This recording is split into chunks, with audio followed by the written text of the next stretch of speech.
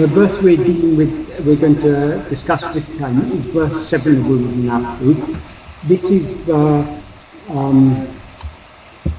we can say the last of a series of 4 verses. There is further continuity, but these 4 verses are particularly talking about how the world seems to exist.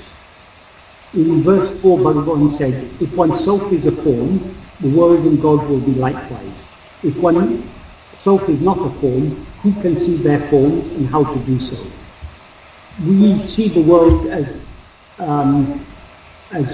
a multitude of forms, phenomena, of all kinds. There's physical phenomena, and there's all, because we perceive the world only through our mind, there's all our mental phenomena color the picture of the world. So we see the world as a happy place, a sad place, a beautiful place, an ugly place.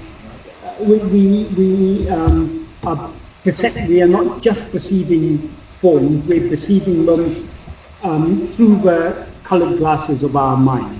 So, but we are still seeing the world as forms. What we call the world is all these forms that we see outside ourselves. So what Bhagavan says in this 4th verse is, the world seems to be a form seems to be a collection of forms only when we experience ourselves as a form. And likewise God also. God seems to be a form. So long as we're a form, we cannot conceive of, we may have an idea that God is formless, but we can't really conceive what formlessness is. So long as we experience ourselves as a form, we can know only form. And in the next sentence he says, if oneself is not a form, who can see their forms and how to do so? In sleep we don't experience ourselves as a form, therefore we don't see the form of the world, any forms that constitute the world or the form of God. Only in waking and dream the possibility of seeing the world and God is there. So then in the next sentence Bhagavan says, gives a general principle, can what is seen be otherwise than the eye that sees it? So if the eye means the organ of sight, the physical eye, but if you're using it metaphorically to mean, is using it in the sense of awareness. So if the awareness that it is perceiving, it perceives itself as a form, in other words, the ego perceives itself as a form, as a body, so it sees the world and God as forms. It cannot see them otherwise so long as it experiences itself as a form. So when we rise as a form, when we rise as this ego and experience ourselves as a form of the body, we see everything else as forms. And then in the final sense, Bhagavan says the real I is oneself, the infinite I. Again, I is here, he's using, it's EYE, not the pronoun I, it's the organ of sight, but used in the metaphorical sense. So the real I, the real awareness, is oneself, the infinite awareness. So what Bhagavan implies in this last sentence is what we actually are is infinite awareness. What is infinite has no form. It's only finite things, but every finite thing has a form of one kind or another. What we actually are is not this finite awareness, the ego, but the infinite awareness. The awareness that is beyond form, that is unlimited by any form. Then in this same idea, and he continues in the next verse, verse 5, he said, the body is a form of 5 sheaths, therefore all 5 are included in the term body. Without a body is there a world. We never see any world except when we're experiencing ourselves as a body. So in the last sentence it says, say leaving the body, is there anyone who has seen a world? Every night when we fall asleep, we leave behind this waking body and also any dream body. We therefore don't see any world. As soon as we experience the body as ourselves, either in waking or in dream, we see a world. According to Bhagavan, actually there's no actual difference between waking and dream. What we now take to be waking is a dream, and whenever we're dreaming, we take our present state to be waking. When we're dreaming, we think we're awake. or it seems to us that we're awake. So, and then in the sixth verse, so in the previous two verses he's referring particularly to our experience of ourself as the form. But what is it that experiences the form of the body as ourself? It is the mind or ego. So in the sixth verse he says, the world is a form composed of 5 kinds of sense data, not anything else. These 5 kinds of sense data are sensory phenomena perceptible to the 5 sense organs. Since the mind alone perceives the world by way of the 5 sense organs, say, is there any world besides the mind, or exclusively and apart from the mind, is there any world? What Bhagavan is saying here is that whatever world we perceive, it doesn't exist independent of our perception. The world is nothing but a series of sensory perceptions, and it doesn't, and no world exists independent of our perception of it. Just like in dream, we see a world, it seems to consist of sights, sounds, tastes, smells, tactile sensations. That's what we experience, that's the world we experience in dream. The world we experience in waking is the same. But just like we know very clearly when we leave a dream, when we are dreaming, the world seems to exist, the dream world seems to exist independent of us. So if something scary, something frightening happens in a dream, if we're crossing a road and we suddenly see a bus is about to hit us, we're afraid because it seems to us to be real. That is the body that we then experience as I as real, and all the objects in the world seem real. So when the bus is about to hit us, we fear for our life. But as soon as we wake up from the dream, we recognize that it was all a mental projection, that our life wasn't actually in danger, that it was just the body that we then took to be ourselves was just a mental projection, and the whole world we perceived through the 5 senses of that body was just a mental projection. So according to Bhagavan,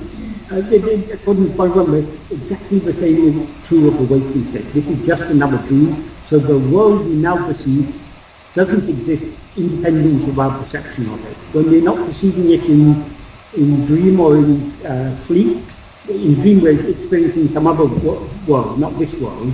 It looks very similar, but it's not actually this world. If a calamity happens in our dream, when we wake up we find the calamity hasn't happened in this waking state.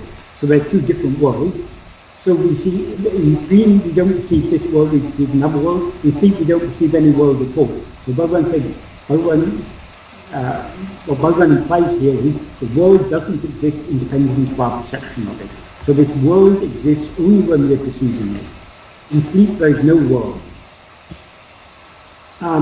This idea Bhagavan continues in verse 7, in the first sentence. What he says in verse 7 is, ulahu, aṟivum, oṉṭṛāy, udittu, oḍuṅgum, ēṇum, ulahu, aṟivu-taṉṇāl, aṟivum. What this means is, though the world and the mind arise and subside simultaneously, the world shines by the mind. That is, as soon as our mind rises in waking or dream, the world appears along with it. And as soon as the mind subsides, the world also disappears. So the appearance and disappearance of the mind, that is the perceiver, and the world, that is what we perceive, is simultaneous. But though they appear simultaneously and disappear simultaneously, the world shines by the mind. See, the main verb is oḻirum, which means shines. But Bhagavan isn't using it in a physical sense of shining, but in a metaphorical sense. In a physical sense, there are 2 ways in which things shine. Certain objects, such as the sun or fire or an illuminated light bulb, shine by their own light. Whereas other objects like a table or a book or a chair, they don't shine by their own light. Unless they're illumined by some other light, we can't see them. They don't appear. So just like many objects appear by some light other than themselves. Now it is daylight, we're seeing so many objects by the light of the sun. So it's the sun that is illuminating all these. Likewise, in a metaphorical sense, the world doesn't shine by its own light. It doesn't appear unless it's illumined by the light of the mind. What Bhagavan means by if it's illumined or it shines by the light of the mind, is that it's the mind that makes the world known. The world cannot be known or cannot be perceived unless it is known by the mind, unless it is perceived by the mind. If the world doesn't know itself, it doesn't perceive itself. Sometimes when people used to ask certain questions to Bhagavan about they used to say, oh, the world's in such a terrible situation, what to do, how to solve all the problems of the world. Bhagavan said, who says the world has problems? The world come and tell you it has problems. It's you who say the world has problems. Problems exist in your view. And when people say, it's obvious the world continues to exist while I'm asleep, it is seen by other people. But when he used to say, well, if the world exists in sleep, let it come and tell you in sleep that it exists. It doesn't. The world doesn't exist independently of our perception of it. So what is aware of the appearance of the world is only the mind. That's what Bhagavan means by the world shines by the mind. He doesn't state it here, but we can also think a little further along these lines. Does that mean the mind shines by its own light? No. At night time, if there's a full moon, we see the world illumined by the light of the moon. But the moon is not shining by its own light, it's deriving its light. The moon is just a lump of rock up in the sky, a rather large lump of rock. And so it's not casting any light of its own. The light that we see coming from the moon is reflected from the sun. But by the reflected light of the sunlight reflected on the moon illumines objects at night. So we can see on a full moon night, we can see many objects which we couldn't see if there was no moonlight. So the mind is like the moon. It doesn't have a light of its own, because if it had a light of its own, it would always shine. But when does the mind shine? Shines only in waking and dreaming. In sleep, it doesn't shine, because it has no independent existence. It's a form of awareness, but it's not the real form of awareness. It's because of the pure, the sun, which illumines the mind, is pure self-awareness. That is what we actually are. So the mind is only it's sometimes called chittabhasa. Chittabhasa means a reflection of awareness or a semblance of awareness. If we look at ourselves in the mirror, we say we're seeing a reflection. But what is that? A reflection, it's a semblance of ourselves. It looks like ourselves, but it's not actually ourselves. If someone punches the mirror, it doesn't hurt us, even though we're seeing our reflection in the mirror. Chittabhasa means a semblance of awareness. The mind seems to be aware, it seems to have an awareness of its own, but it's only a reflected awareness, like the light of the moon. So it's by this reflected light of the mind that the world shines. But where does the mind derive its light? As Bhagavan says in later verses, I think in verse 21, if I remember correctly, 21 or 22, it's what illumines the mind is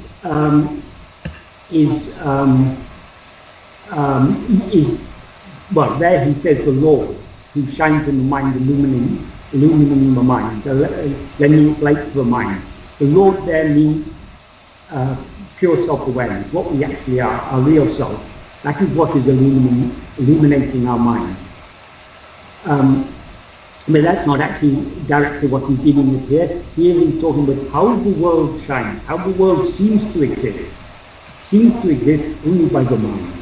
So, in effect, what Bhagavan is saying in this sentence is very similar to what he said in the final sentence of the previous verse, namely that is there a world apart from the mind? Only by the mind, that reflected light of awareness, that the world seems to exist. In the Kalivemba version of this verse, the first word of this verse is ulahu.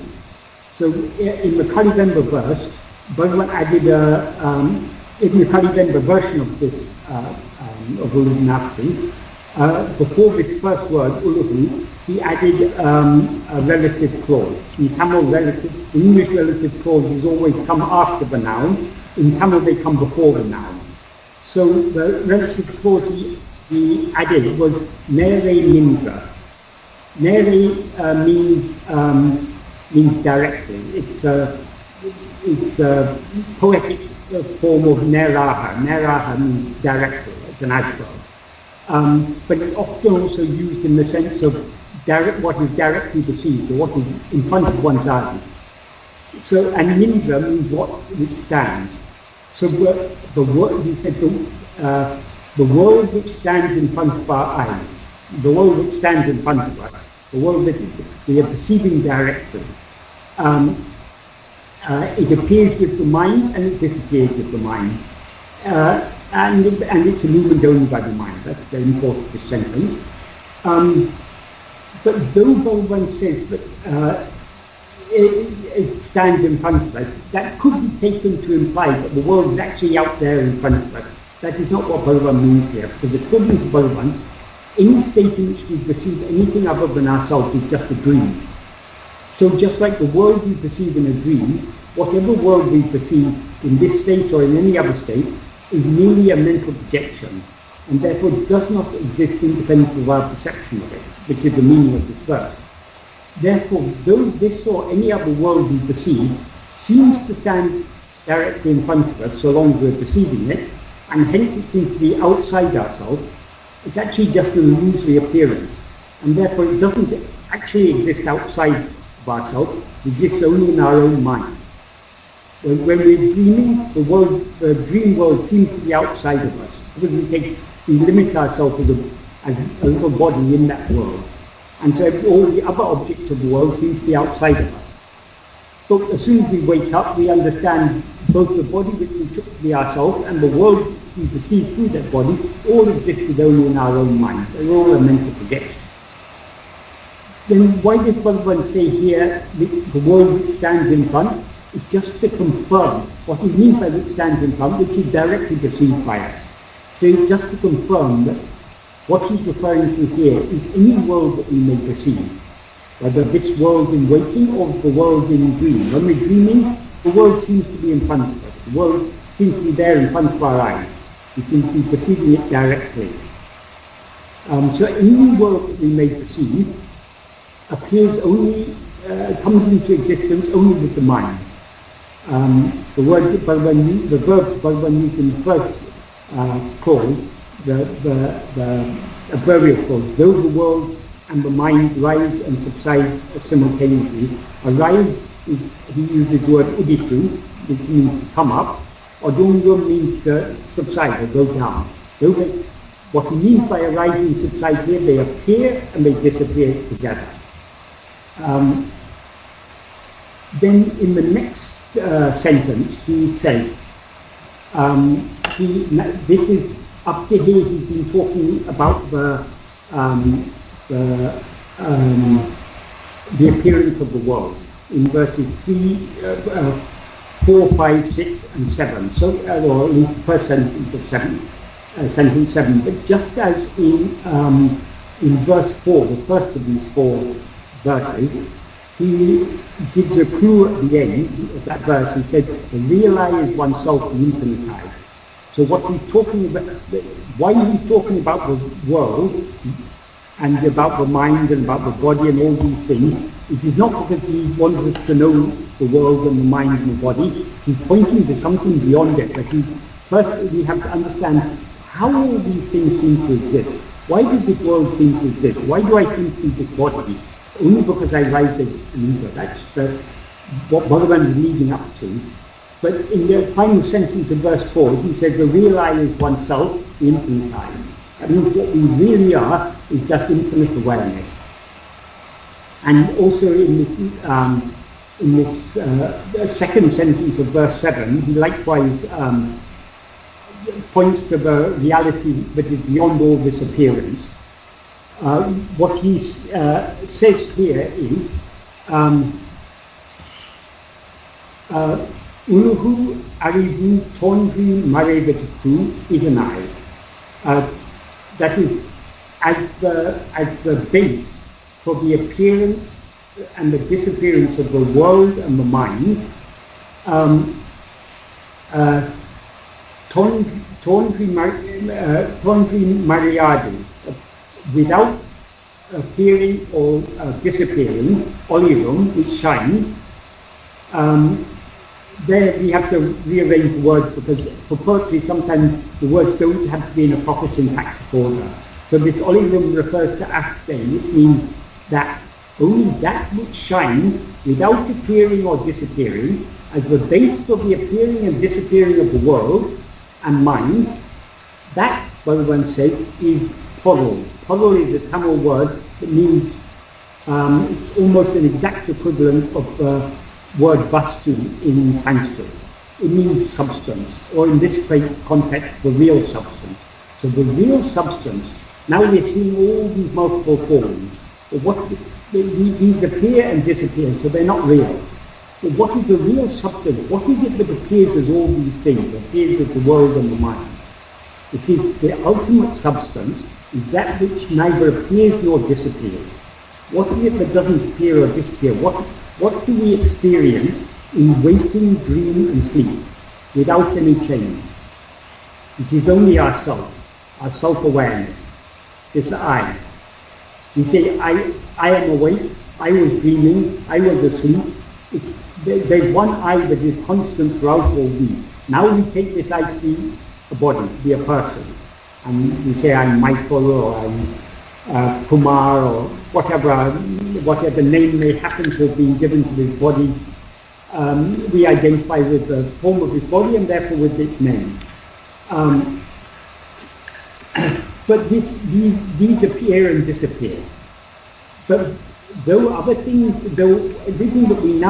that now seems to be ourself appears and disappears, there's one thing that never appears or disappears. That is the fundamental self-awareness. The I am, what we actually are. So in sleep we're not aware of any body, world or anything, but we're still aware that we exist. Whereas if we weren't aware that we exist, after waking we couldn't be aware that we slept. If we really, generally people talk about sleep as a state of unconsciousness. What they mean by a state of unconsciousness is we are not conscious of any phenomena. We're not aware of any phenomena in sleep. But we are aware of the absence of awareness of phenomena. I mean, in sleep we don't think there are no phenomena, because there's no mind to think there. But when we return to the waking state, we say, I slept peacefully, my sleep wasn't disturbed by dreams. So from a perspective of our mind in the waking state, because our mind takes all these multiple phenomena to be real, and its awareness of this phenomena to be real awareness, it feels sleep is a state of darkness, a state of ignorance, a state of which nothing is known. But who is it who knows that nothing is sleep? That is, what we actually experience in sleep is not nothing. What we actually experience in sleep is the pure self-awareness of what we actually are. And since that pure self-awareness is not a phenomena, it's not anything vexatious, it's a near vexatious state, sleep. It's nothing, what we experience in sleep is what we always experience, which is the basic self-awareness. That, according to Bhagavan, that is poruḻ. And he says, pūṇḍṛamā, that means that poruḻ, which is pūṇḍṛam. Pūṇḍṛam is a Tamil form of the Sanskrit word pūṇḍṛā. It means the whole, what is infinite. Pūṇḍṛa doesn't literally mean infinite, but infinite is a negative word. The Sanskrit word for infinite is is anādi. Anādi means without limit, without end. But what is whole, here whole doesn't mean in a limited sense, it means the absolute whole, or everything, or the only thing, because truly speaking, there is no everything, there is only one thing. That is poruļ. That is, so it's infinite, it has no limits. It's only phenomena that have limits.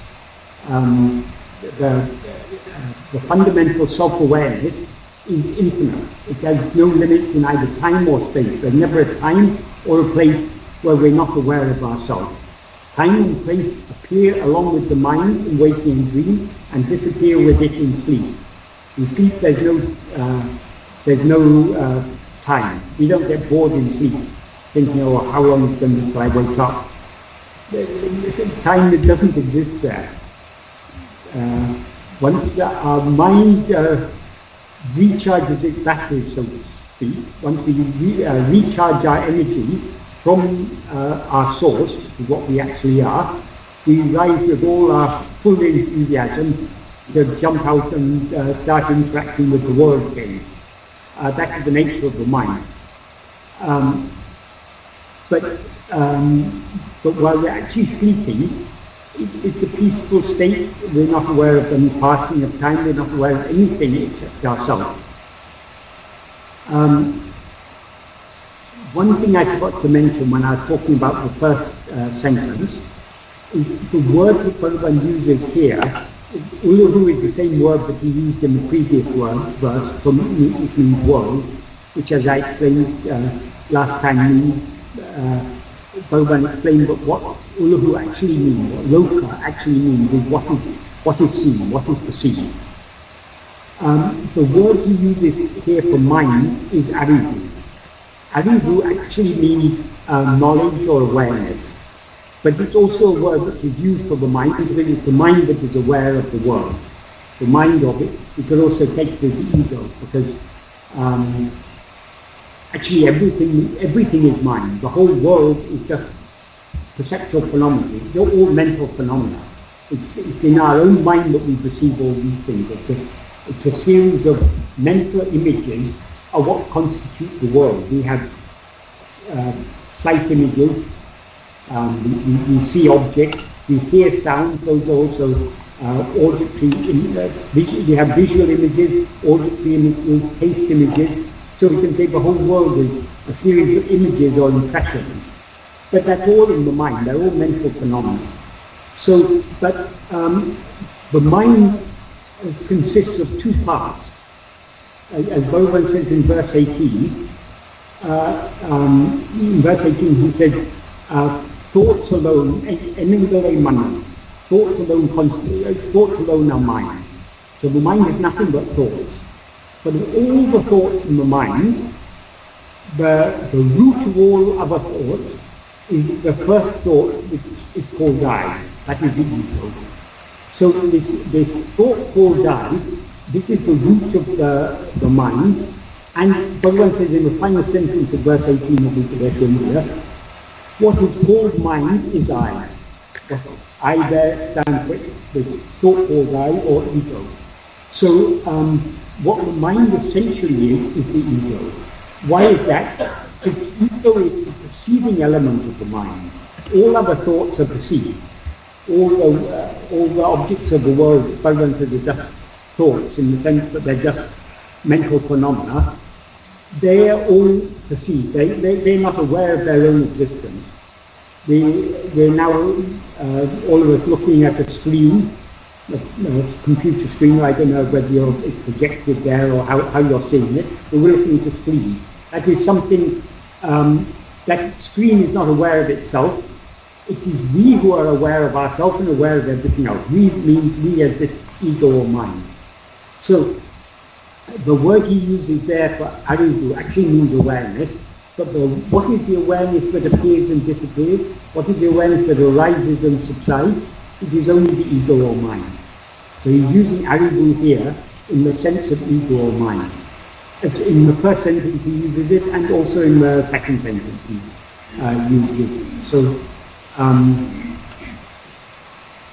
So it's the mind that perceives everything. None of the phenomena that we perceive are aware of their own existence. Someone could object to this saying, oh, but we perceive other people, and those other people are aware of their own existence. Well, in sleep we perceive many other people, and so long as in dream we perceive many other people. So long as we're dreaming, those other people seem to be perceiving the same world as us. If we ask anyone in our dream, do you see the world? They say, yes, of course I see the world. It appears to me just like it appears to you. But as soon as we wake up, we know those people who certify to us that they see the world, and then they even have told us, yes, when you were sleeping I was seeing the world. But as soon as we wake up, we know those people are just our own mental projections, so they're not aware of anything.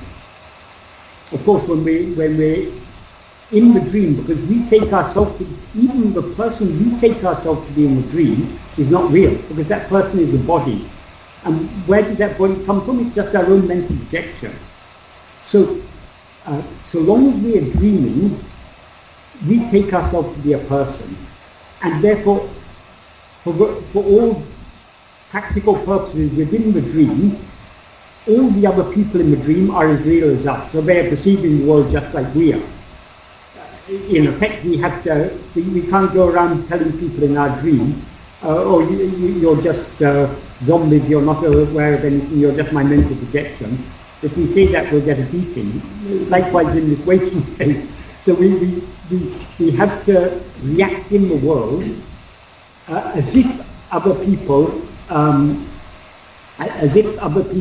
are perceiving the world like us, as if they're suffering the pleasures and pain, the pains of life, and they're enjoying the pleasures. We have to, because those other people are as real as the person we now take ourselves to be. But so when we're looking outwards and seeing the world, we have to behave in this world as if, we have to care for others. If we see other people suffering, we have to feel compassion for them. Because we take so much care of the person we take ourselves to be. If we don't take equal care of other people, that is selfish. That is strengthening our ego. Oh, only I matter, other people don't matter. That's very egotistical. So long as we see other people and see them as if they're just like us, we should feel compassion for them. But when we turn within, we have to turn within with the conviction, all this is just my own mental projection. Even my dearest and nearest friends and loved ones, they appear to me when? Only when in this waking state or in some other dream state.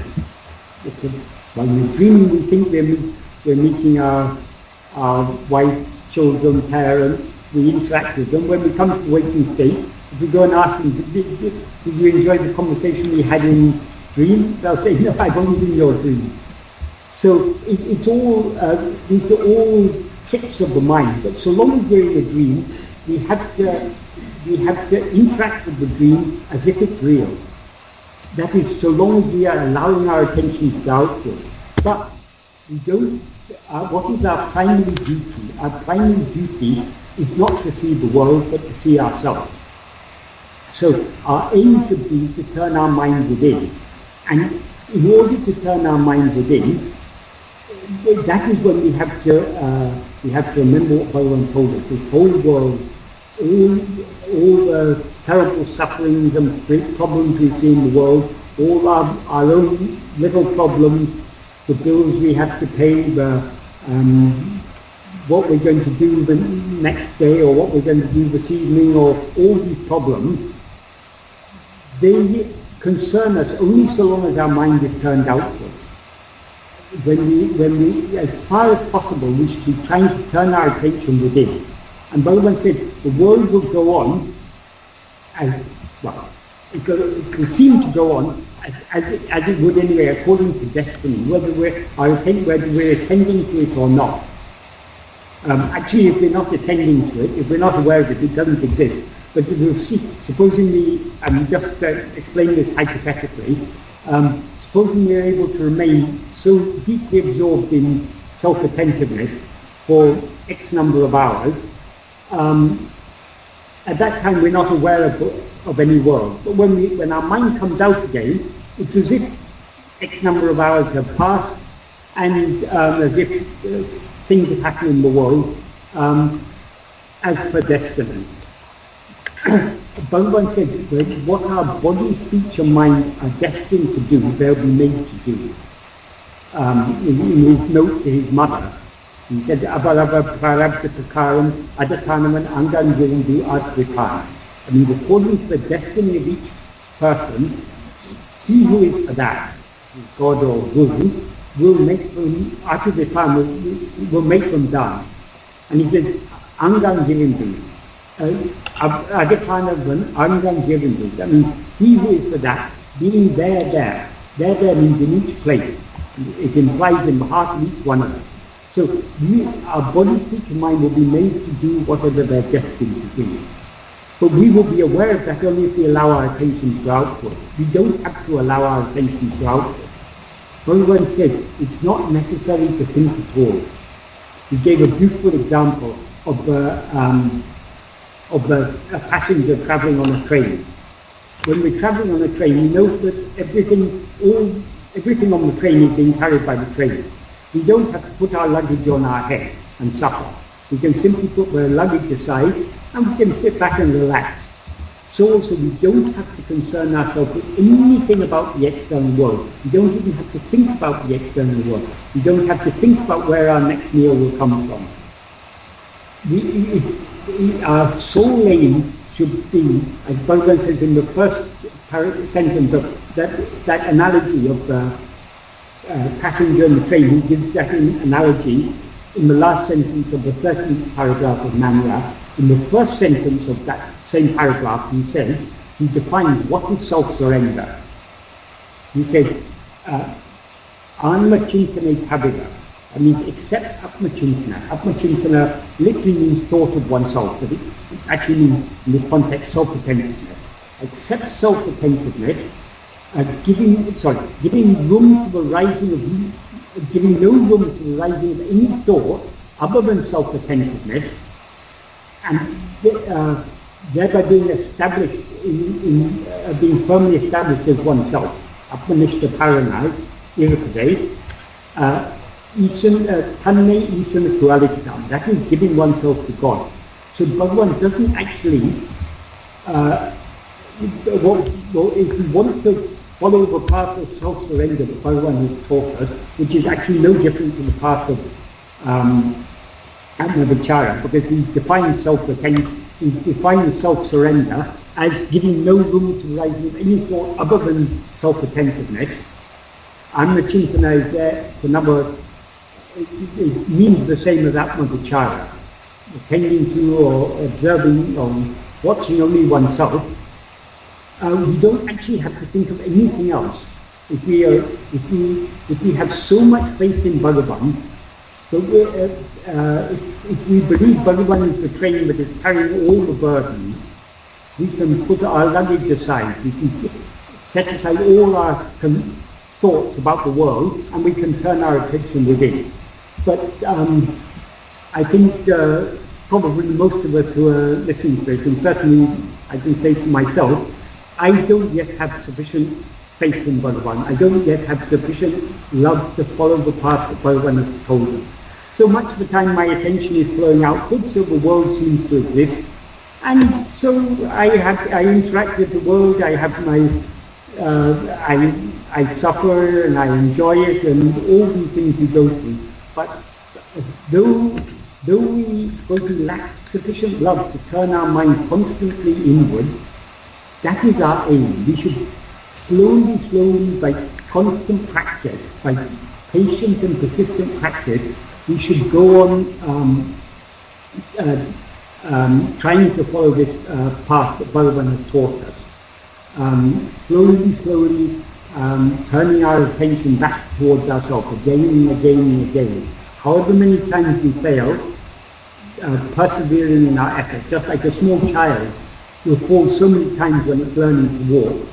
But how it learns to walk? Only by persevering. However many times it falls down, it gets up again and waddles a few more steps and falls down again. Waddles or toggles or whatever word you use.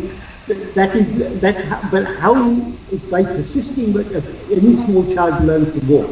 So just as we've all learned how to walk, we can all learn how to be constantly self-attentive. But it takes patient practice, because the nature of our mind is to go outward. So we have to change the natural flow of our mind from outward back inwards again. So I talked beyond what is actually said in this verse, but all these verses are actually pointing to the same thing. Why Bhagavan says that what shines without appearing and disappearing, at the base of what appears and disappears, that is the real substance, which is the infinite whole. Why he says that? Because what is it that shines? What in our experience shines without appearing or disappearing? It's only ourself, only our self-awareness. Only I is what shines constantly. So Bhagavan is, the whole purpose of Uḷḷadu Nāṛpadu, Bhagavan is aiming to turn our attention away from everything else back towards ourselves. That's why Bhagavan diagnoses the root of all problems is only the ego. If the ego rises, everything rises. If the ego doesn't exist, nothing else exists. So all problems originate from the ego. In fact, the ego is itself the sum and substance of all problems. So what Bhagavan is cajoling us and trying to encourage us to do is to practice turning our attention within constantly until we finally refine our power of attention so it becomes so sharp and clear that we're able to see what we actually are, that we're able to distinguish ourselves from all the adjunct that we now take to be ourselves.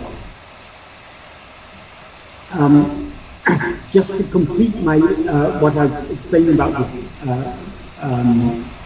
this verse, in this final sentence, when Bhagavan wrote the Kalivemba version, he added two more syllables at the end of this sentence. That is are. Means is. It's the main verb of this second sentence. If is not there, as it is in the original verse, it's clearly implied. But in Tamil, if you say a sentence without a verb, the implied verb is the verb to be. For example, in the sentence Nāṇya literally means I who, but am is understood there. Am is clearly understood. So I am who. I am who is the implied meaning of Nāṇya, or who am I is the more natural way of saying it in English. So also if you want to say, if I want to say I am Michael in Tamil, I can just say Nan Michael. I don't have to say Nan Michael I Uڵļadu, which is, if I want to bring in the verb to be there, I would have to say it in that way. It's simple, Nan Michael, I'm Michael. So the verb, generally in Tamil, the verb to be is understood in a sentence. It doesn't have to be stated explicitly. But here, because Bhagavan had to link up this verse with the next verse, he put the word, he actually added the word which means is. The next syllable he added was aṛ, which in this context has no meaning at all. It's a poetic exclusion. It's a word or particle that doesn't have any meaning in the context, which is used just to fill a gap in the metrical flow. Because the Tamil meters are very, very strict in where you have short syllables, long syllables. They have to be in correct sequence. It's particularly this Denver meter. It's a very, very complex grammar, complex syntax to compose a Denver. So he needed an extra long syllable there, so he added the word aṛ. Aṛ is often used in Tamil poetry in that way, so it has no meaning. So actually the link words he added at the end of this sentence don't actually change its meaning at all. Just makes the implicit is explicit, and aڵ doesn't change the meaning in any way at all.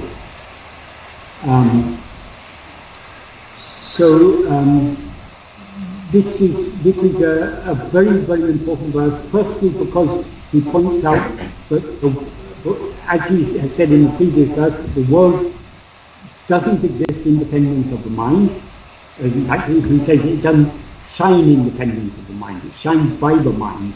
Shining, for Bhagavan, existing and shining are one and the same thing.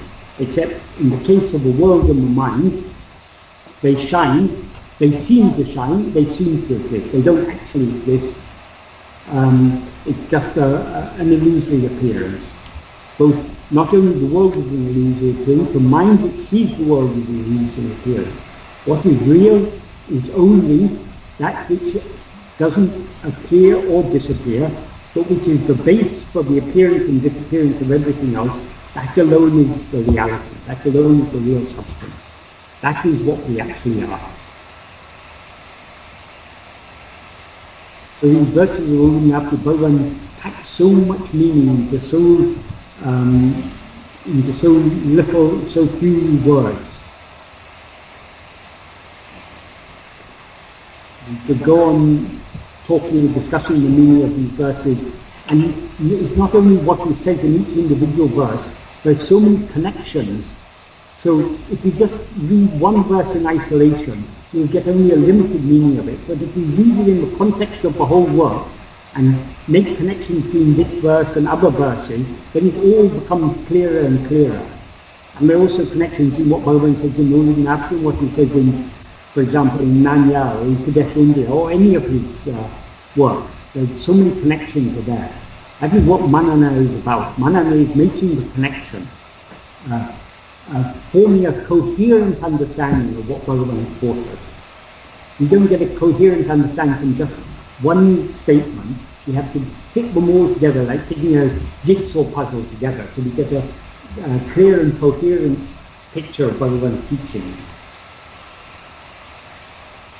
And that's why often reading uḷḷadu, talking about uḷḷadu, thinking about uḷḷadu, or any of Bhagavan's work, is such a useful exercise, because first it gives us a clear understanding of Bhagavan's teaching, and with that clear understanding, our conviction that all we need to do is turn within, that nothing outside is actually real. It's all just an appearance, and it appears because I received the ego. So who am I who have risen to see all this? Like we're constantly encouraging ourselves and reminding ourselves that our real task, our real duty is to turn within. So Bhagavan's teachings are like a map. When we go on the journey, we take a map with us. And as we proceed along the journey, we look at the map and if we look at the map before going on the journey, we can understand the relation between the various places we're going to visit, how far the distance between them, and which is north, which is south, which is east, which is west, southwest, or whatever. We can understand all these things, but the map becomes much more meaningful to us when we actually go to those places, when we actually see what the places look like. Then the map becomes far more meaningful to us. So also when we're following Bhagavan's path, his teachings are like the map we take with us. As we follow the path, his teachings become more and more meaningful to us. And it's not more information we get from his teaching, but deeper and deeper understanding of what Bhagavan is saying in his works. That is why he said, Sravana means hearing, literally, but in this context it means reading the writings of the Guru. Manana, reflecting on them, thinking about them, making all the connections between them, understanding why what Bhagavan says. When Bhagavan says it's a dream, we have to think about that. Why do we believe this is not a dream? What evidence do we have to show this world is not a dream? There's actually no evidence. There's nothing in this in our waking state that actually can prove to us that this is not a dream. Likewise, we believe the world exists independent of our perception of it. But since we can't perceive it, independent of our perception of it. We can never know that anything exists independent of our perception or experience of it. So we think of all these things and we slowly strengthen our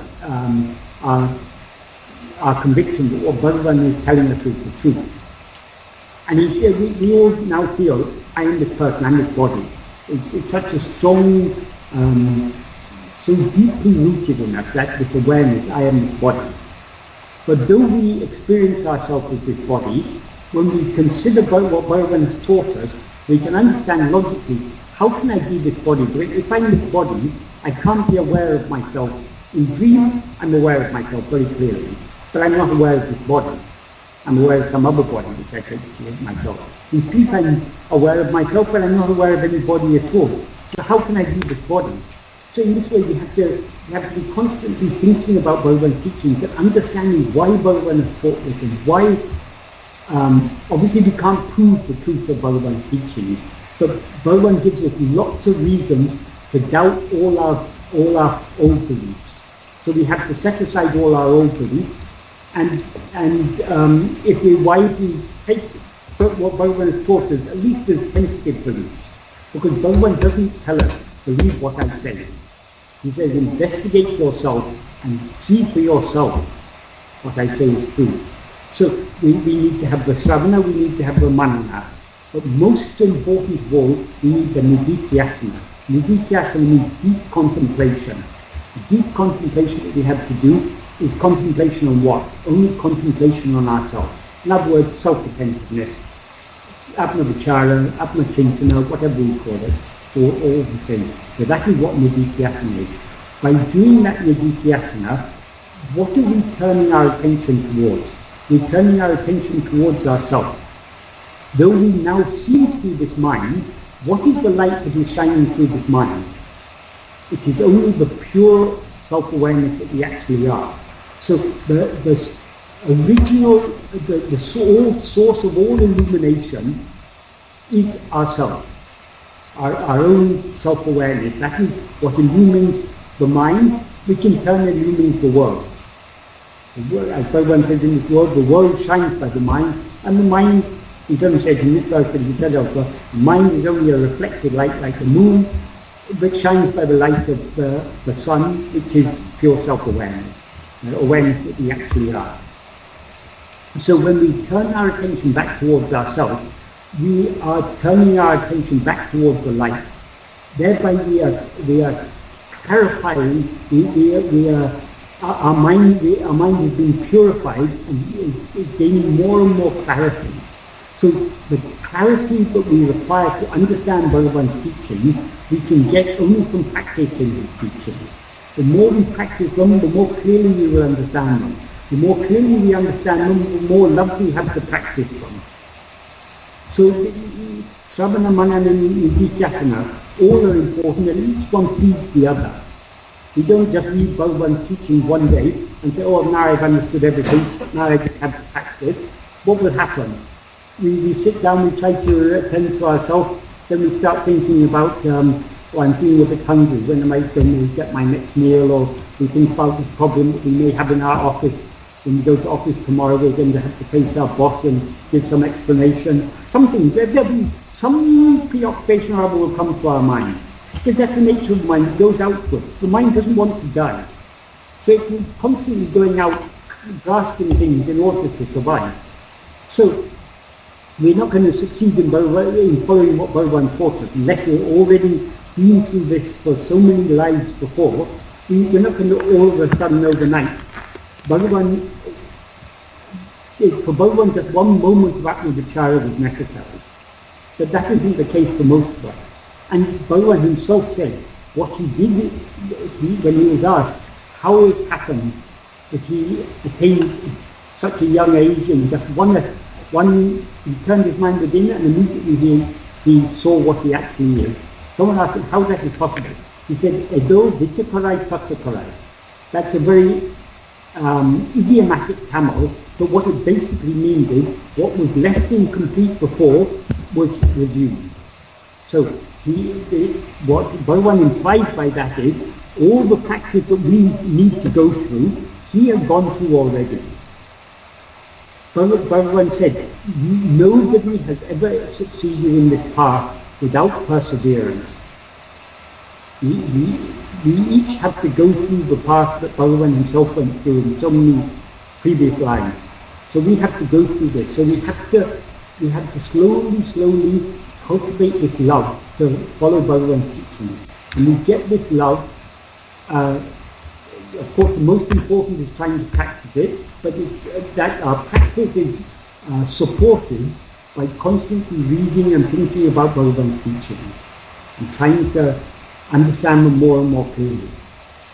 But the more clearly we understand them, the more enthusiasm we have to actually put them into practice. So I think I've probably talked enough now, so if any of you have any questions you'd like to ask. Thank you, Michael. I think you explained all the recent verses, particularly 4, 5, 6, and 7 together, and pretty much summarizing that mind is the root cause of everything. And then I believe I think you talked about verse 18 of Upadeśaṅgīra, defining that the root cause of this mind is actually I, the ego. So basically the ego is the root cause, and so we just need to investigate the ego, the I.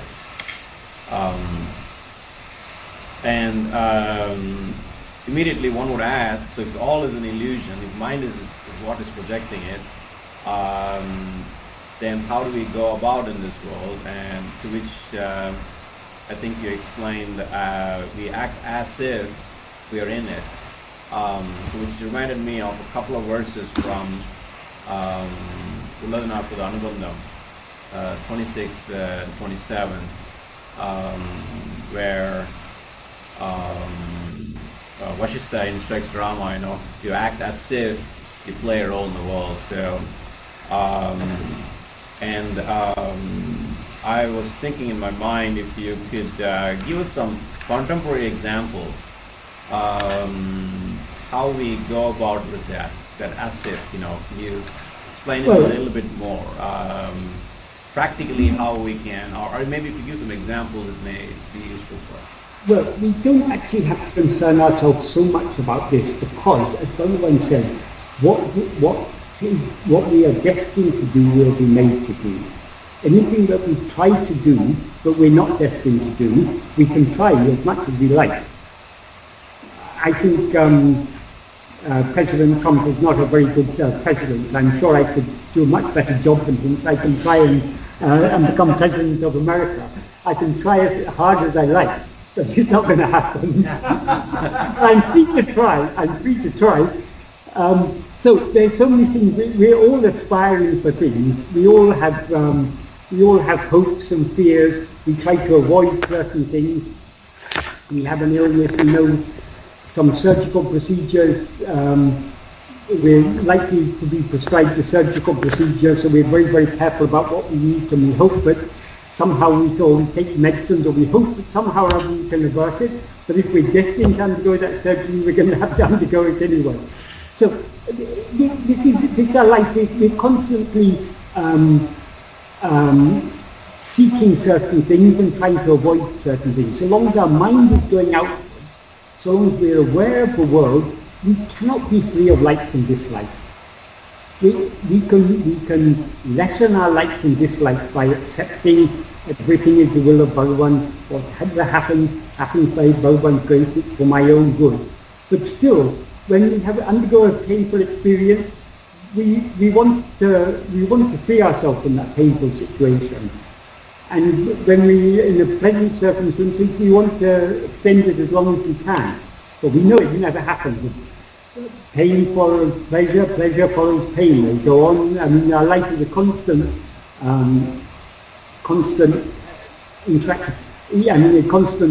oscillation between pleasure and pain.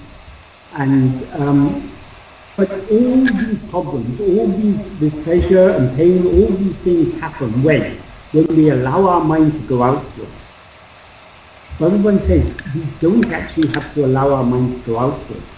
whatever, we may feel, oh, I've got a family, I need to support them, I need to earn, I need to pay all the bills and everything.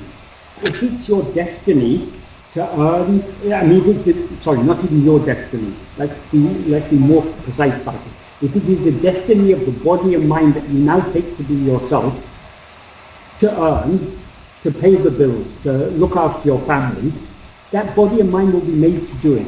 Even if you're constantly turning your attention within, these outward actions will go on. That has to be said, so long as we take the world to be real. But actually, a dream appears only when we see it. So it's only when we allow our attention to come out that any of these things happen. Because we're not yet having sufficient love to drown ourselves back into our source, to drown our attention back into the source from which it arose, we have to, this external life seems to us to be real. We seem to have a family, we feel care and concern for them. All these things these are natural things. So when the mind's outward going, we will have our likes and our dislikes, we'll have our loves and our hatreds. I mean, we can't help feeling love and affection for those who are near and dear to us. Our wife, our children, our parents. So we may not always be smooth. Sometimes we may have problems with even our closest and dearest ones. But still, that relationship is there. We still care for them. We still want them to be happy, even if they cause us so much grief sometimes. We still care for them.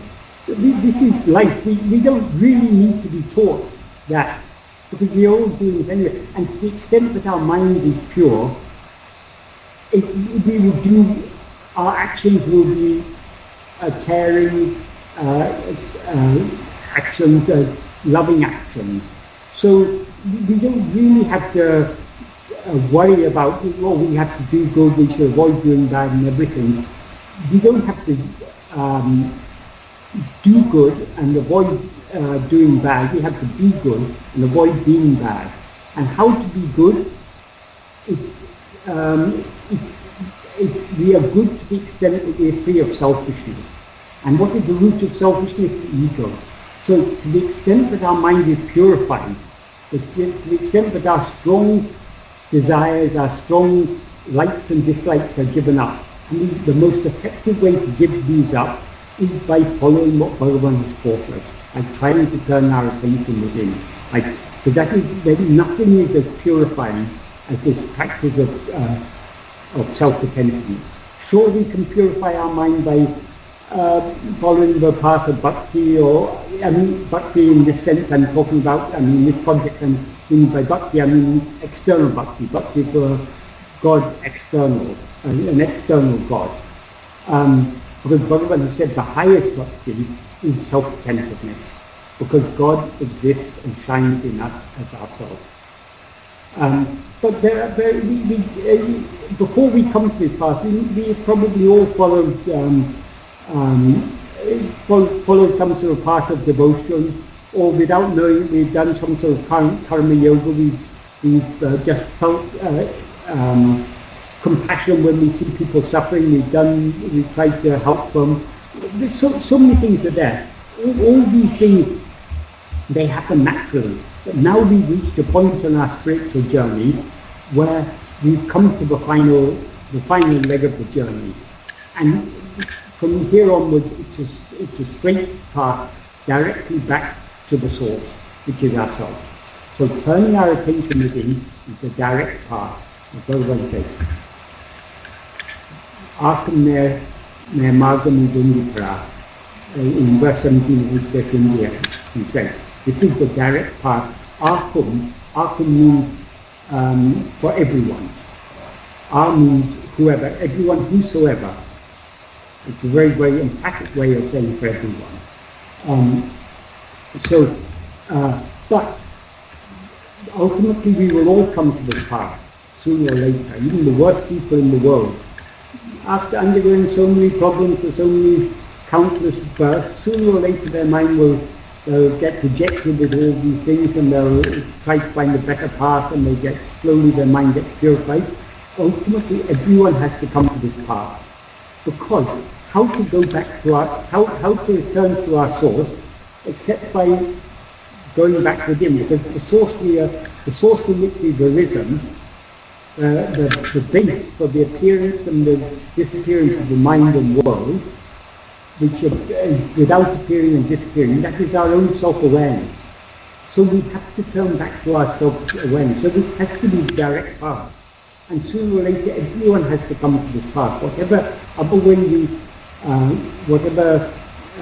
other routes we may follow, sooner or later, as Bhagavan used to say, we have to go back the way we came. What way do we come? We rose out of the self-awareness of this ego. Going back the way we came means subsiding back into our thought, turning our attention back within, and thereby merging back into the pure self-awareness that we actually are. So other things we really don't have to concern ourselves with. In fact, our concern with other things is putting off. We're all concerned about other things. We can't help it. But we should try to minimize our concern about other things, because the more we're concerned about other things, the less we'll be turning our attention within. We see so many terrible things in the world. There are so many injustices, so much suffering is there. We can't solve all these problems. Of course, if a hungry person comes to us and we have food, we give them food. But we don't have to go seeking to do good in the world, because people have been trying to do good in the world, and good people have been trying to do good in the world for millennia. But the world continues to be, because there are 7 billion human egos and so many other egos in other forms in this world, and we're all selfish. We all are concerned more about ourselves than we are about anyone else. So this world is never going to be a perfect place. The only perfect place is in our own heart, and to remain forever in that perfect place, we have to get rid of the root of all imperfection, which is the ego, which we can get rid of only by investigating what it actually is.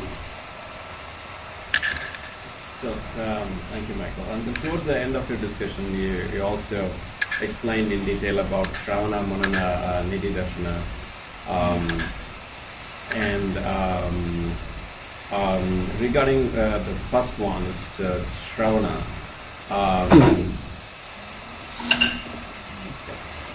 Can you see us?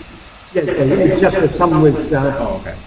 Probably you couldn't see me. I know it just yeah, we can. A ball of reflected light through the curtain. So, with regards to Shravana and Manana,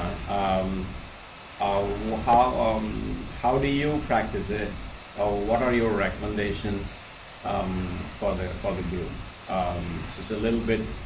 I'm just looking at it from a practical standpoint. I know you do. You read and reflect on Bhagavan's original works a lot. And what do you see as the superiority of that over the recorded works? I just want to hear it from your. I know you've written about it in your blog and also I just want to hear it. So explain it. Basically, what direction the mind goes in, the mind naturally goes towards what interests it. For me, there's nothing more interesting than Bhagavan's teachings. So I love to think about Bhagavan's teachings. I also try to practice as much as I can, but when my mind comes outwards, I like to read his teachings, I like to think about his teachings, I like to discuss his teachings with others. I like it when people ask me questions, it makes me think more deeply about Bhagavan's teachings. So these things happen naturally because I'm interested in Bhagavan's teachings. So that's, I don't think we can say how you should do it. All we can say is take interest in Bhagavan's teachings. Everything else will take care of itself. But we'll take I can't go out into the street and tell someone take interest in Bhagavan's teaching. It has to come from within. So why we're all here sitting talking about Bhagavan's teachings and thinking about Bhagavan's teaching, it's because Bhagavan has planted that interest in our heart.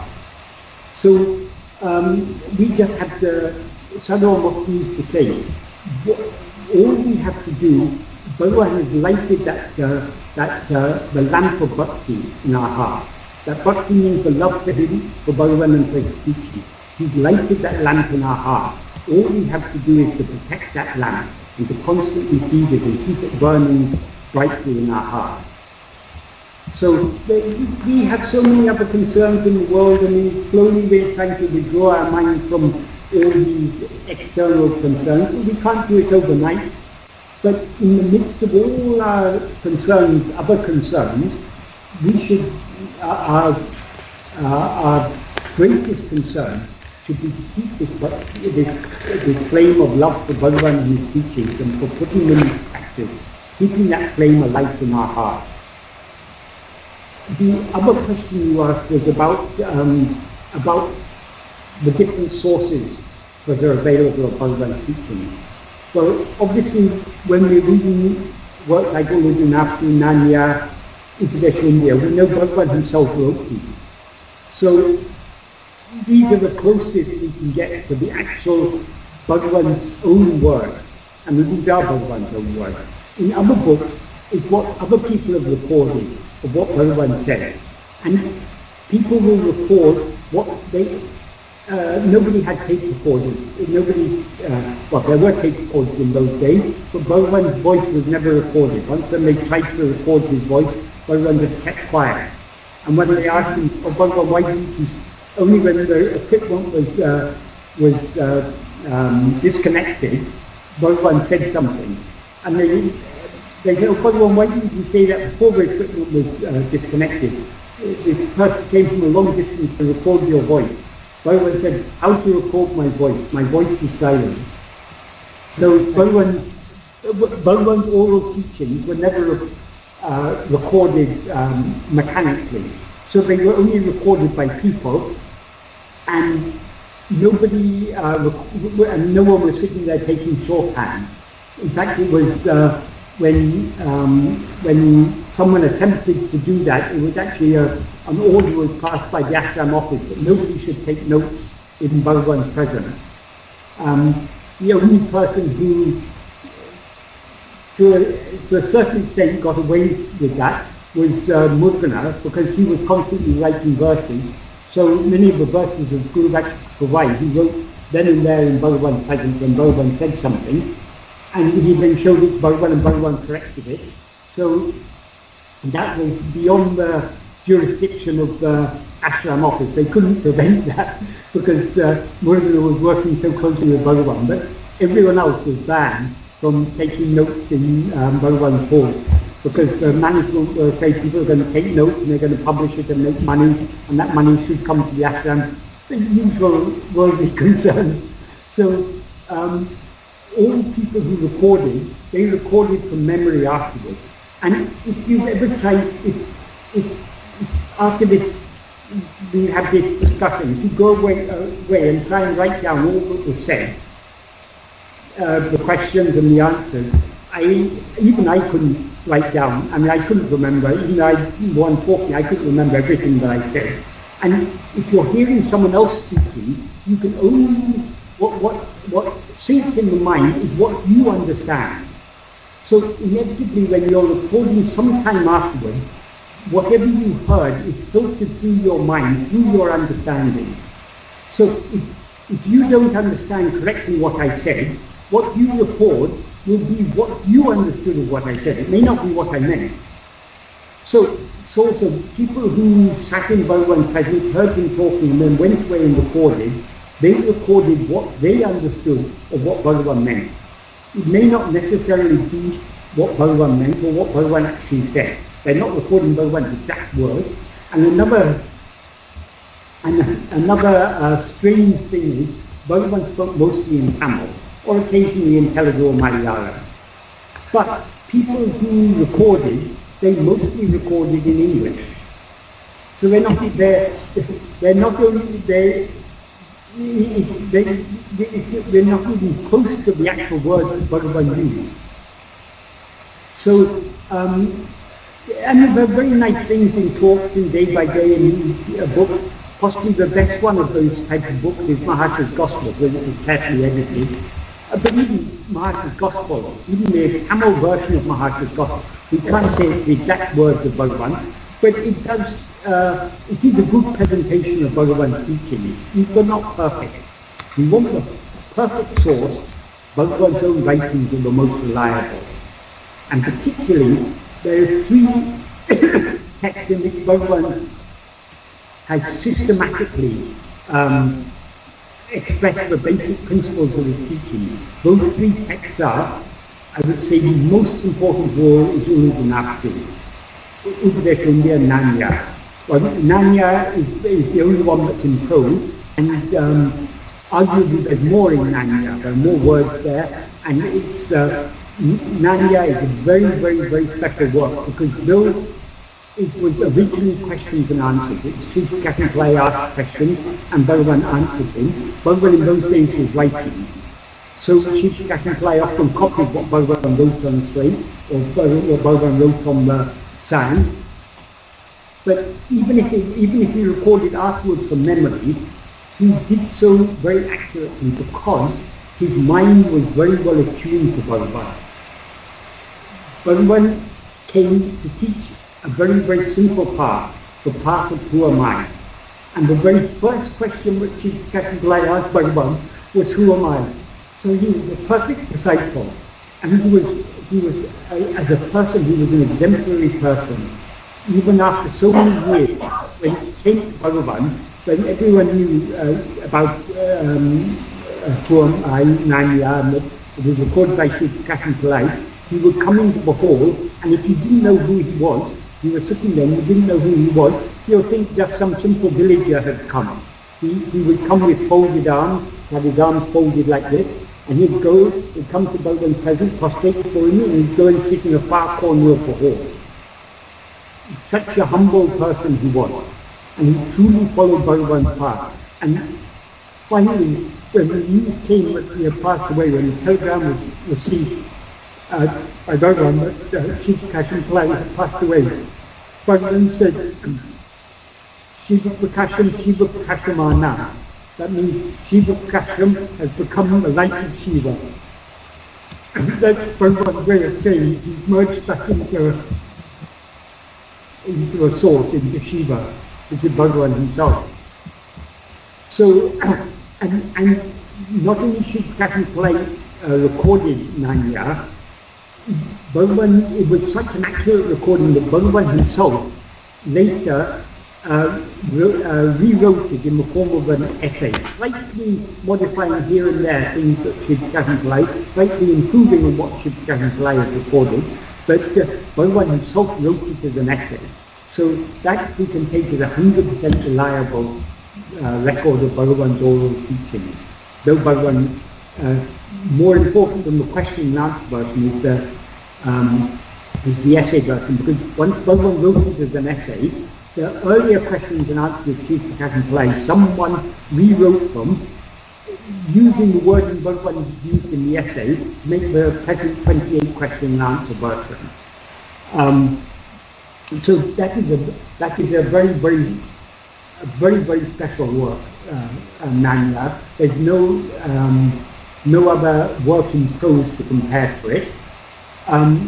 But Uڵḷadu Nāṛpadu and Upadeshundya were both written at the request of moṇḍṛā.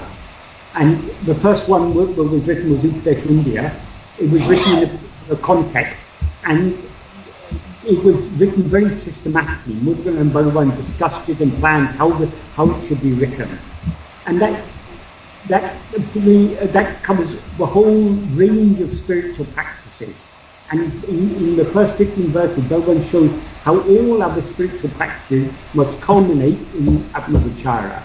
I mean, in the next 15 verses, he deals purely with the path of Atmavicāra and the outcome of Atmavicāra. So that's But I would say the most important work of all is uڵḷadu Nāṛpadu. Because moṇḍṛā came to Bhagavan with a very, very simple request that he recorded in the practical verse. What he asked Bhagavan is, teach us the nature of reality and the means of attaining it, so that we, the people of the world, may be saved.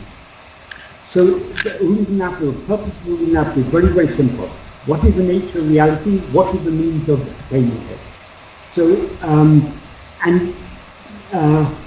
but though moṇḍṛā asked Bhagavan to teach the nature of reality, Bhagavan actually doesn't say a lot about the nature of reality in uڵḷadu Nāṛpadu. What he points out is the main subject of uڵḷadu Nāṛpadu is the ego.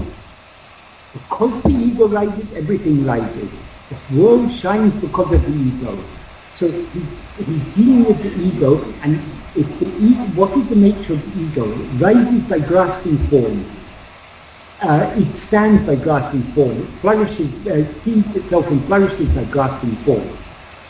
But if it tries to grasp itself, it takes flight. Taking out open to become a sword, it takes flight. So I'm not saying all of uڵḷadu Nāṛpadu is just out ego, but that's the main topic of uڵḷadu Nāṛpadu. And he deals with other things like about what is seeing God. Bhagavan says very beautifully, what is seeing God? He says, ūṇādal kān. Ūṇādal kān literally means becoming food or becoming prey is seeing. So if you want to see God, what is the way? Be swallowed by God. Become food to God. In other words, it's only when we lose the ego that we can see God. Because what is God? God is what we actually are. So it's by seeing what we actually are, thereby dissolving the ego, that we come to see what God actually is.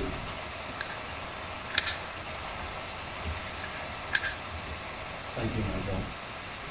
Okay. Any other questions? Yeah, Kathy. Yeah. Go ahead, Kathy. Okay. I'm kind of new to this, Michael, so I just want to kind of understand when you're talking about projections. Yes. Okay, and so even right now, as I'm sitting here, my projection of the world and all the beings and even you is a projection of what's coming from me. And so is it? I'm kind of simplistic in my mind, trying to absorb it. Okay. So is it me explaining me to me as you're explaining it to?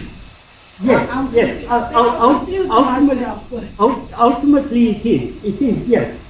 Because what actually exists is only you. So in a dream, you may be having a discussion with someone, and someone may explain something to you in a dream.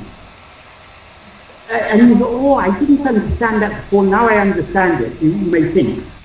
And even when you come to waking, whatever was explained to you in a dream, you may think, oh, I could never work this out in the waking state, but somehow I understood it in dream, because someone explained it to me. But who was it who explained that thing to you in dream? It was only your own mind. And when we talk about, you were saying, I'm sitting here and projecting all these things. The I that is sitting there, that I, what you're referring to as I there is that body. That body that you now take to be yourself is itself a part of the projection.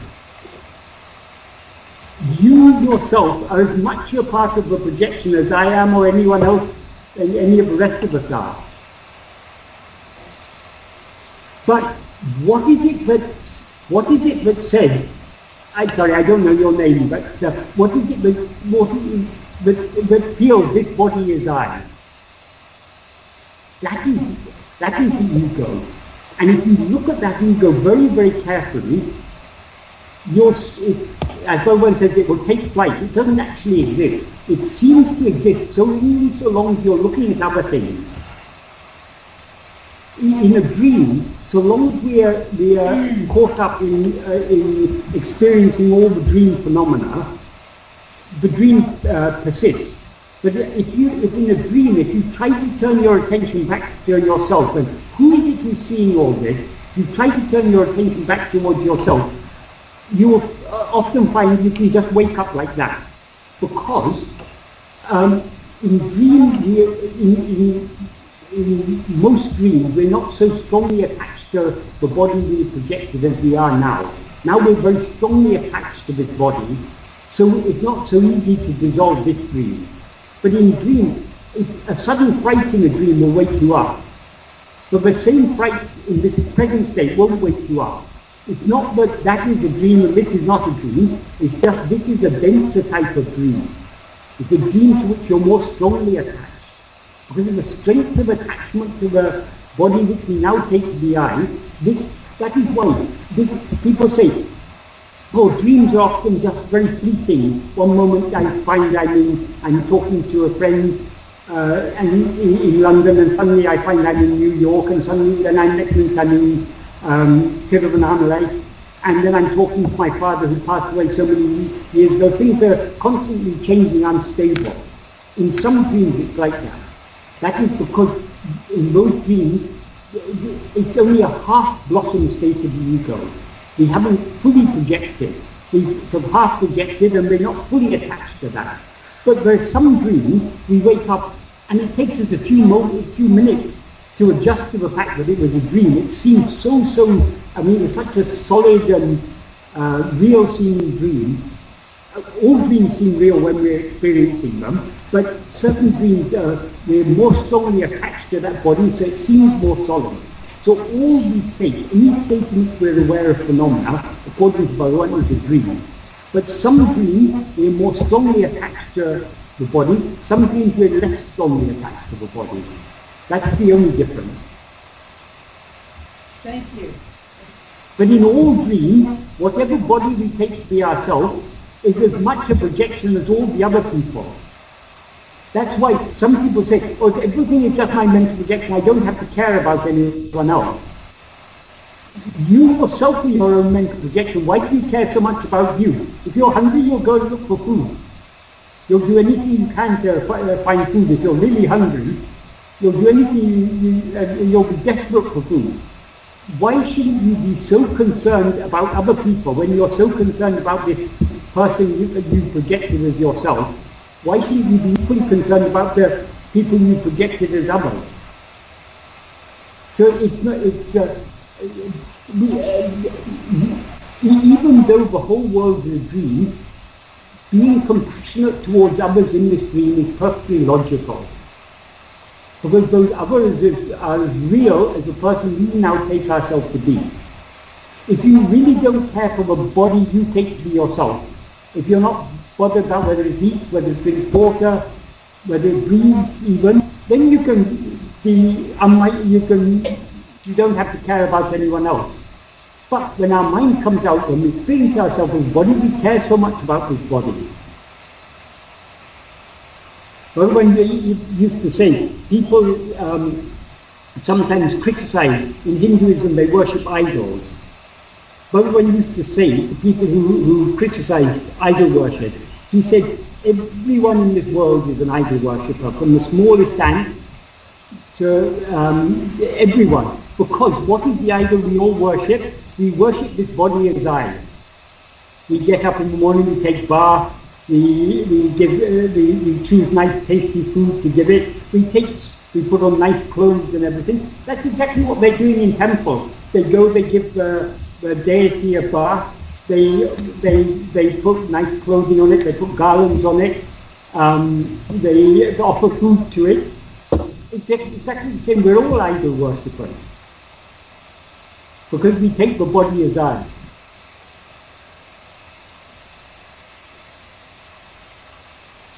Thank you. So long as we take this body as I, we should see the whole world as God. You're not higher or lower than anybody because you're everybody. Exactly. Exactly. You are everybody. Exactly. And It's just It's you. high and low, it's all just a trick of the mind.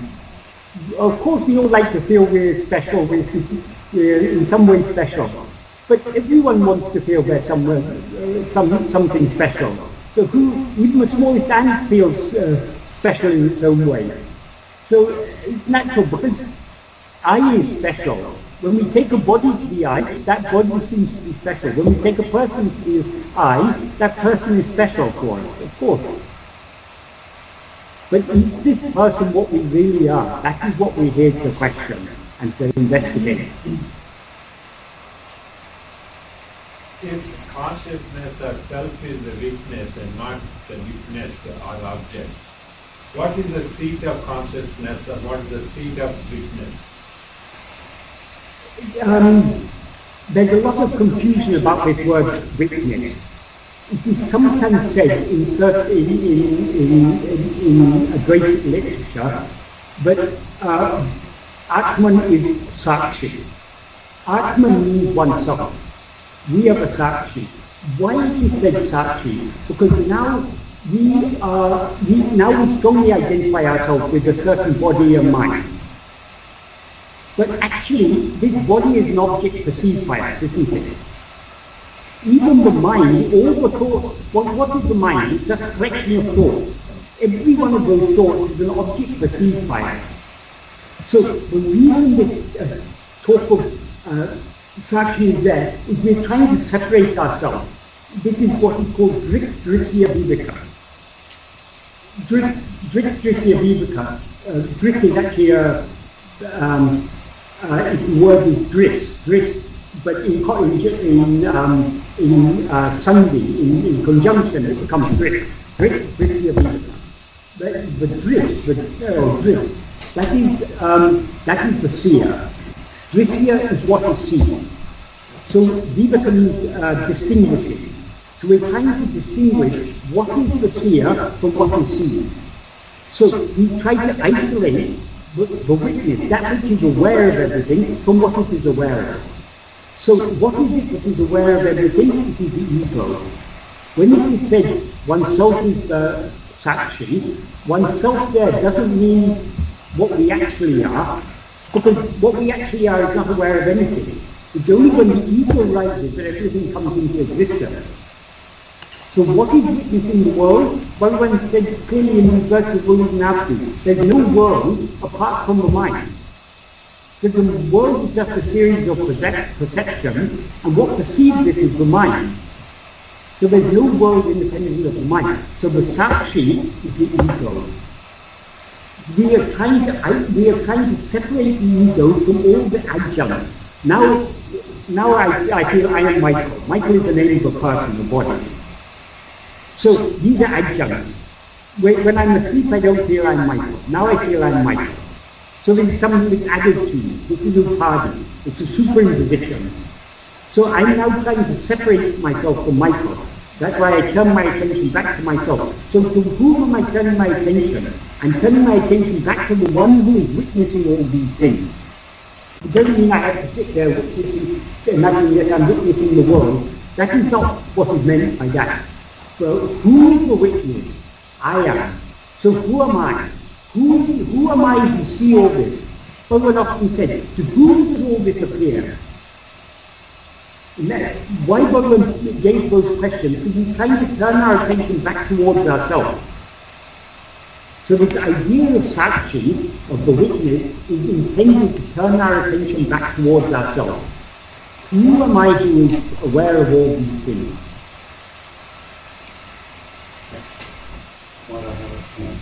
Yeah. And about the seat of consciousness, everything is seated in consciousness. Nothing exists except in consciousness, except in awareness. So how can there be any, how can consciousness have a seat anywhere else? Consciousness is the seat for everything. So what is the seat of the world? That is consciousness. Well, the seat of the world is the mind, which is a limited form of consciousness. What is the seat of the mind? Ourselves. That's why Bhagavan often used the word in Tamil, iḍaṉ. iḍaṉ means place. He used it sometimes, he sometimes Pidapidam, the birthplace. What is the birthplace of the mind? Ourselves. So Bhagavan often used the word place as a metaphor for the original, for what we actually are. In the verse we've just discussed today, the word we use for base is iḍaṉ, which is a modified form of iḍaṉ. It comes from the same, it's an alternative form of the same word, but iḍaṉ means base, iḍaṉ means place. So what is the seat of consciousness? You are the seat of consciousness, because you are consciousness. Yeah.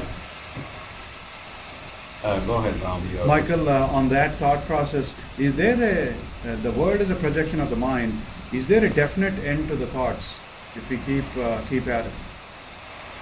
Yes, there is. Because how the thoughts come in, what is the root of all thoughts? Ego. Yes. So the end of the ego is the end of thoughts. We cannot get rid of all thoughts without getting rid of the ego. And what is the ego? The ego is a wrong awareness of ourselves.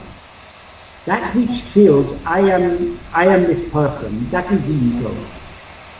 But this person is not what we actually are, because this person appears in waking and dream and disappears in sleep. But we exist even in the absence of this person in sleep. So we are not actually what we seem to be. So if we look at ourselves very carefully, if we turn our attention within, cultivate that, refine our power of attention until we can see what we actually are. See is here used metaphorically, because we can only talk about this we can only use metaphors. No words can adequately describe the practice of Atma-vichara, which is why Bhagavan often used very simple metaphors to describe it. He said, see yourself. See yourself doesn't mean go and stand in the mirror and look at your face. See yourself. See what you actually are. Turn your attention within. In aṟivu, he says in one verse, Tirumbiya ahamdale dinamaha kankan teriyam and naranachara. Tirumbiya aham means turning within. Dinum aha kankan, seeing daily with the inner eye. Tane dinum aha kankan, seeing yourself daily with the inner eye. It will be known.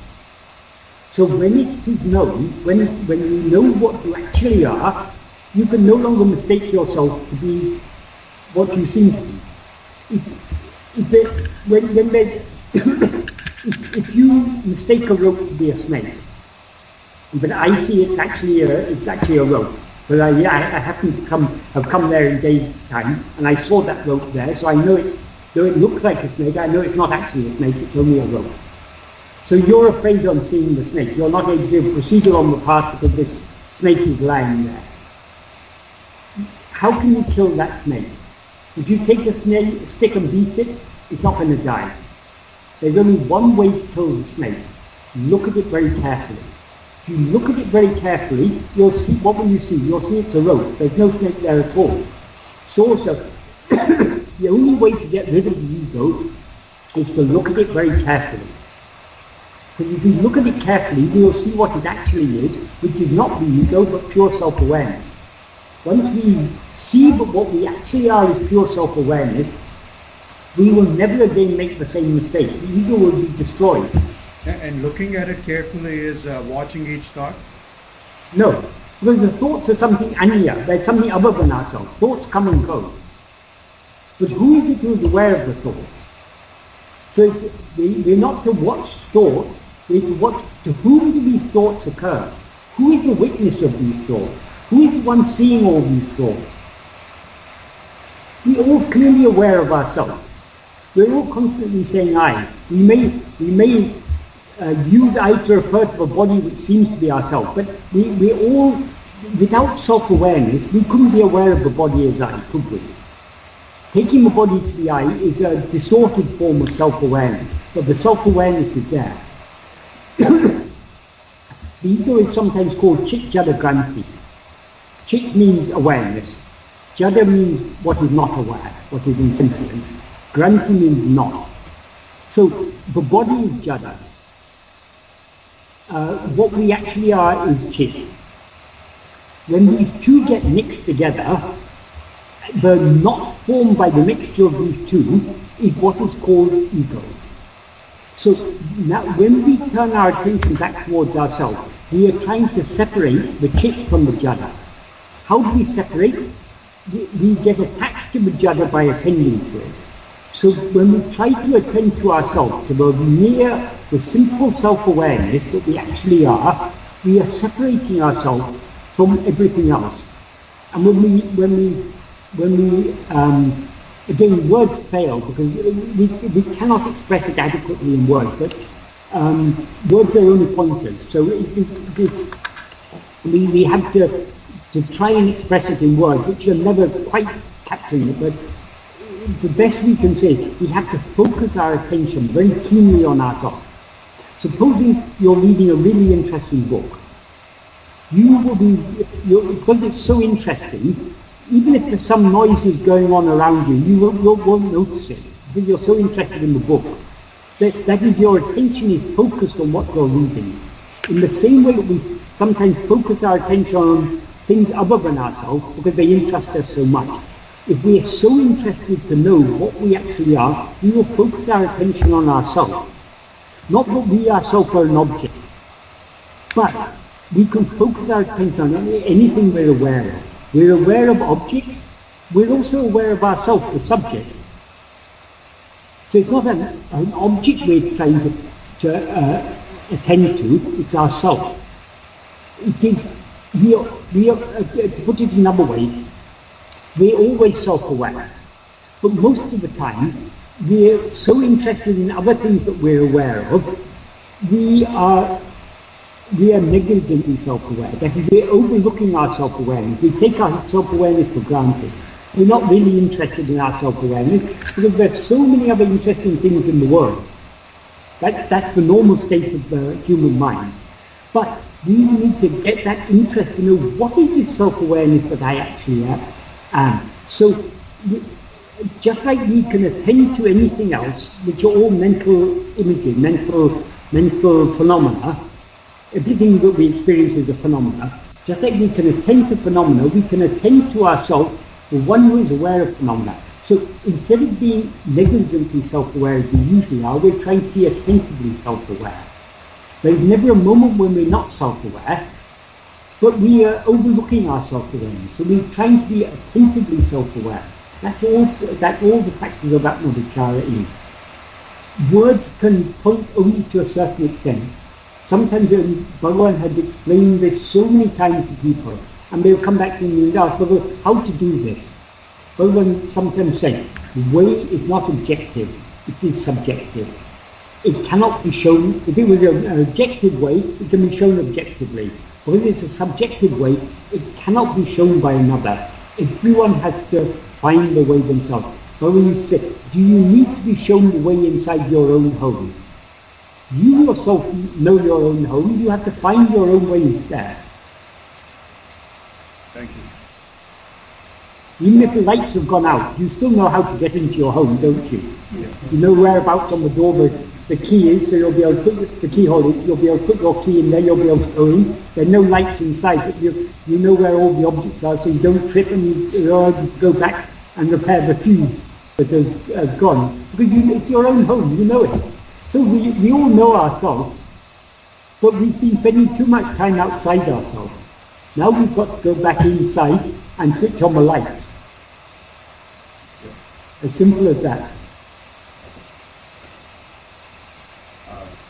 Not really switch on the lights, but the lights are already switched on, but metaphorically speaking, the lights seem to be switched off because we're not looking at them. The light there being self-awareness.